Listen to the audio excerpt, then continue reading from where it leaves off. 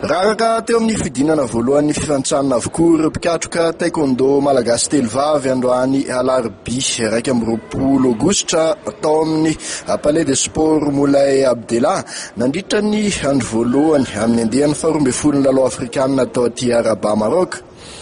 Nisatatra izany Alsou Adel Ratovarson izay resin'ilay somaliana Abdio Adid Aminira tamin'ny 7:30 teo amin'ny fifantsanana ho an'ny vehivavy latsaky ny 7:30 kilao. Ankoatra ny tombony ara-teknika nanana ny mpifanandrana taminy dia nampitombony elanelanisa tamin'ity katrokady ity ihany koa ny fahadisoana nataon'ny solitena malagasy. Narak'izay ho an'ny sokajy vehivavy latsaky ny 9:40 kilao dia najanony mpitsara ny katrokadiny Rakotobe Jinko Sito avy any Lesotho vao nanomboka 2 minitra monja. Voadaka teo amin'ny tarehany Mantsy Jinko ka naratra. Efa nitarika tamin'ny 17 moa ito ny alohan'ny faharatrahana io. Ny tatamasony Jinko no naratra ka tsy maintsy nalefa aingana tany amin'ny hopitaly.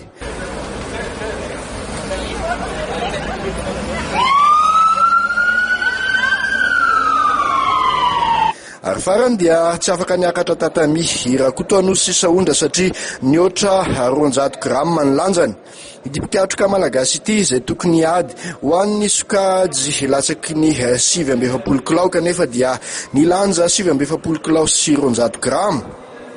Sikaritra tamin'ireo katrokady roa nataon'ny malagasy fa nipetraka ho lesoka ny akeliny vatana sy ny tsy fazarana miatrika fifaninanana avo lenta. Azo eritreretina ho taratry ny disadisa nisy teo anivon'ny taranja taekwondo ihany koa ny vokatra ratsy azon'ny solitena malagasy.